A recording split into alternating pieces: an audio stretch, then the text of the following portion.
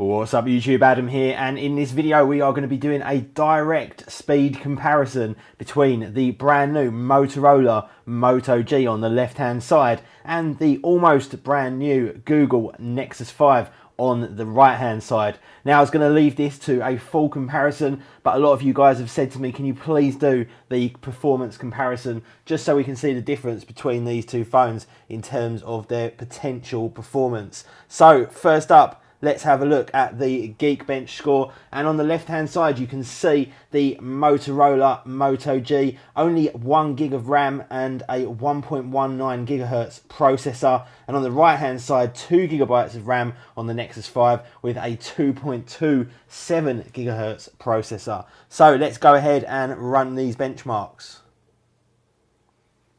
And they're off, and I will come back to you in just a minute when these guys are finished.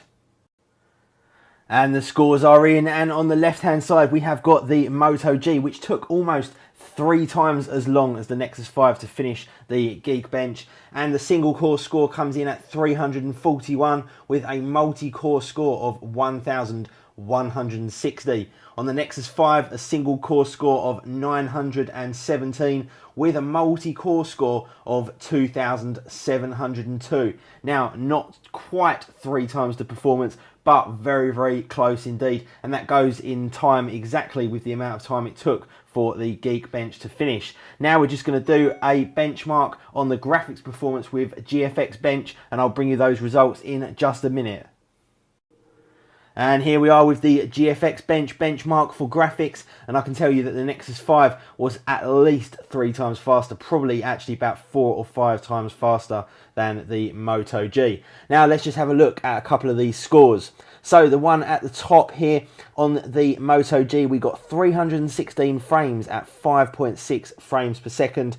If we go over to the Nexus 5, 1,280 frames at 23 frames per second. The next one down at 613 frames at 11 frames per second, and 1,351 frames on the Nexus 5 at 24 frames per second.